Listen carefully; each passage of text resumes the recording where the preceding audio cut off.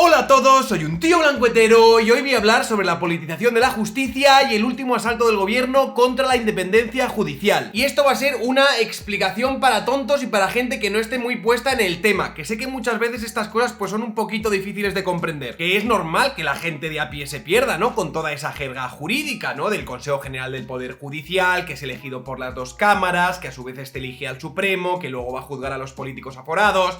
Vamos a ver, pero me parece importante saber lo que está pasando, porque como habréis escuchado, pues estos días se está produciendo el enésimo ataque político hacia la independencia judicial en lo que llevamos de democracia, donde básicamente este gobierno del progreso pues quiere cambiar las reglas del juego sobre la elección del Consejo General del Poder Judicial. ¿Por qué es importante la elección del Consejo General del Poder Judicial? Vamos a ver, rápido y sencillo. El Consejo General del Poder Judicial es el órgano que decide todos los nombramientos importantes dentro de la carrera judicial y es el que permite el nombramiento de los jueces del Tribunal Supremo, que es la primera autoridad judicial de nuestra nación, que aparte son los encargados de juzgar a nuestros políticos aforados, como nuestros ministros o el mismísimo presidente del gobierno. ¿Vais entendiendo ya un poco por dónde van los tiros? Los políticos, a través de las cámaras del Consejo y el Senado, eligen al Consejo General del Poder Judicial y el Consejo General del Poder Judicial elige los que van a ser los componentes del Tribunal Supremo. Tribunal que entre sus competencias tiene juzgar a los políticos. Tú, si eres un político y tienes el control sobre el Consejo General del Poder Judicial,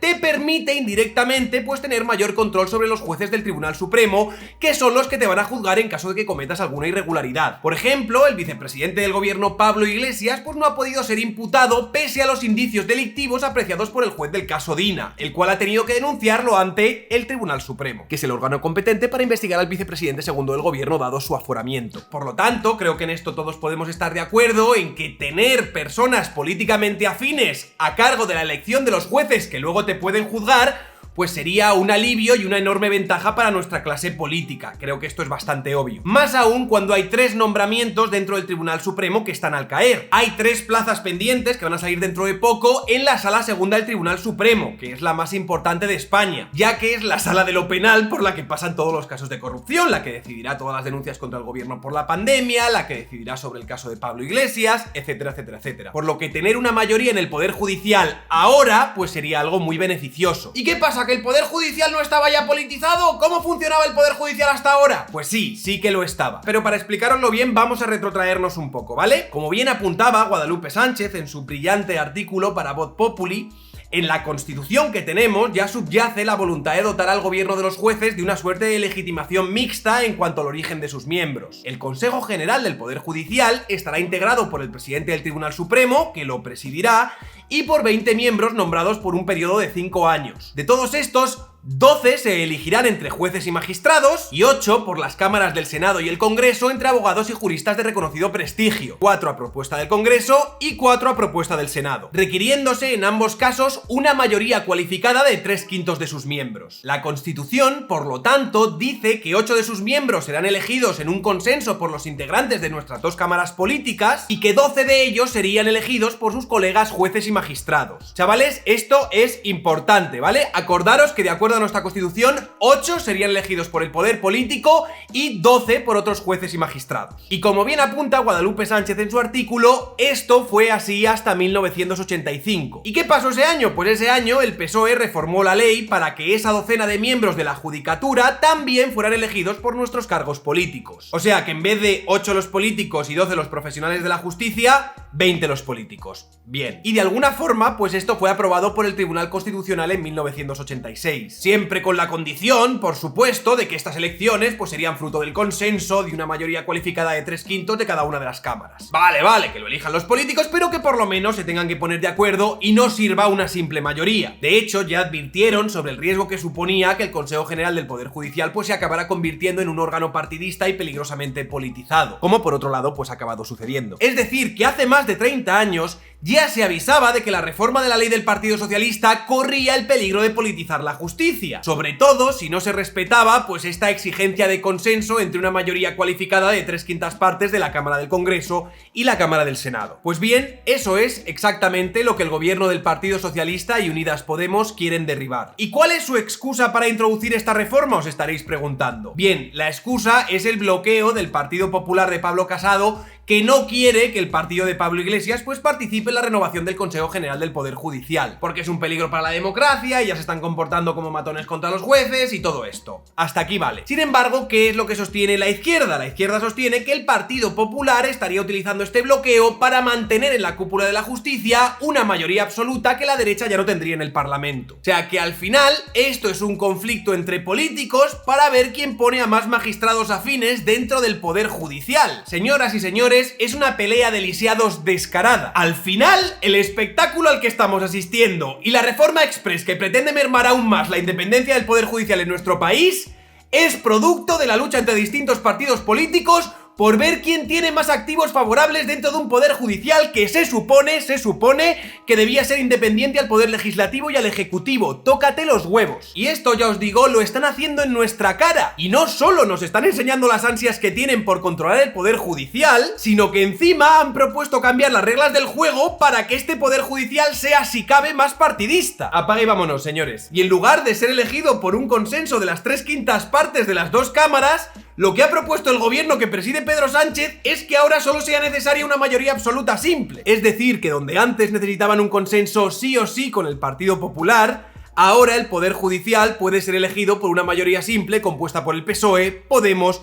y todos los socios independentistas que tienen. Y claro, yo entiendo que muchos estáis preguntando ¿cómo van a llevar esto a cabo? ¿Cómo van a poder legislar de esta forma sin romper con el orden constitucional? Pues mira, cuando antes os he dicho que era importante, ¿no?, que os acordaseis que de acuerdo a nuestra Constitución, 8 representantes del Poder Judicial deben ser elegidos por el poder político y 12 por otros jueces y magistrados, que esto era así hasta la reforma del Partido Socialista en el año 85, que propuso que en lugar de 8 elegidos por el poder político, que mejor fueran los 20, ¿por qué no? Siempre, por supuesto, con la mayoría cualificada de las 3/5 partes del Congreso y del Senado, por supuesto. Pues lo que han hecho estos, básicamente, es decir, la Constitución especifica que hay 8 miembros del Poder Judicial que deben ser elegidos por una mayoría cualitativa. Hasta aquí todos conformes. Pero no especifica nada de esos otros 12. Y hasta la reforma de los socialistas de 1985 se entendía que debían ser elegidos por otros jueces y magistrados. Pero tras esta reforma, y al no especificarse en la Constitución, como sí se decía con los otros 8 que debían elegirse con una mayoría cualificada, pues esta es la rendija que ha encontrado el gobierno para introducir este cambio y así poder elegir al Poder Judicial con una mayoría simple compuesta por el Partido Socialista, Podemos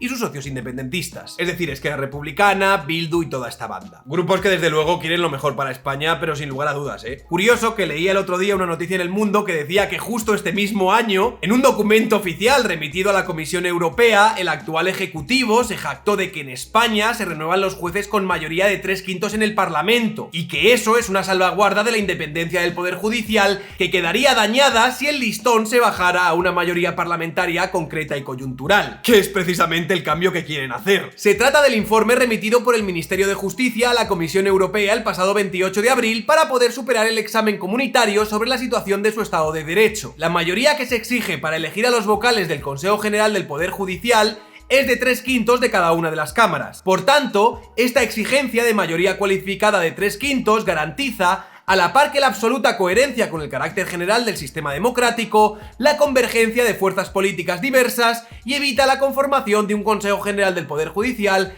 que responda a una mayoría parlamentaria concreta y coyuntural, reforzando su independencia frente al poder político. Y curiosamente, esto de mezclar el poder político con el poder judicial era algo con lo que nuestro actual presidente del gobierno en 2014 era una persona tremendamente crítica. De hecho, en una entrevista en el programa de Ana Rosa decía lo siguiente: que los partidos dejemos de proponer candidatos, que se establezca una mesa de expertos catedráticos que filtren los candidatos que son capaces de gobernar el gobierno de los jueces y que el Congreso decida libremente y no a instancias de los partidos políticos. Pero no solo eso, sino que iba un poco más allá, y en una entrevista para Jordi Évole, también por estas fechas, pues nuestro presidente decía lo siguiente: estoy de acuerdo en que seamos los partidos políticos los que decidamos el órgano del gobierno de los jueces.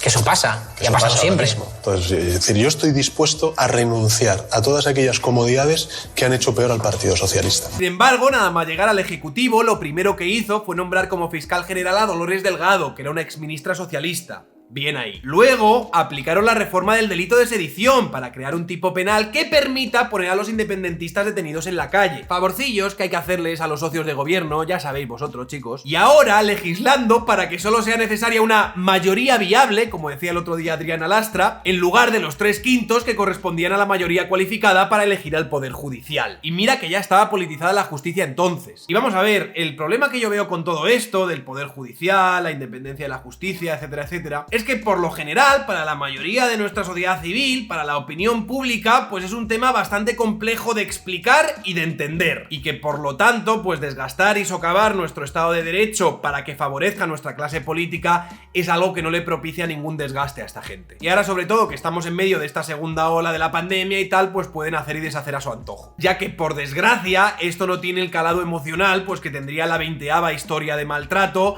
o la 12ª agresión policial a un hombre de raza negra en algún estado perdido en los Estados Unidos. Y voy a terminar leyéndoos el final del artículo de Guadalupe Sánchez para Voz Populi, que me ha parecido exquisito. Si los españoles no tuviéramos suficiente con preocuparnos por nuestra salud y nuestra economía como consecuencia del coronavirus, ahora tenemos que hacerlo también por la independencia de nuestras instituciones. La pandemia no es solo sanitaria, sino también política y jurídica. El virus del populismo puede ser mortal para el Estado de Derecho, y el Poder Judicial debe declararse en estado de alarma. Compartid y difundid este vídeo, por favor, es importante. Soy un tío blancuetero, dale like si te ha gustado el vídeo, compartid y suscribiros al canal. Quiero dar las gracias a la gente que me apoya, a la gente que me sigue, a los que compartís mis vídeos, a la gente que me apoya por PayPal, a la gente que me apoya por Patreon, a mis privilegiados opresores machirulos señoros y otros tíos blancos hetero. No podría hacer esto sin vosotros, de verdad. Y quiero que este vídeo se quede en esto, no quiero marear mucho más la perdiz, así que ya me despido. Un saludo y hasta otra.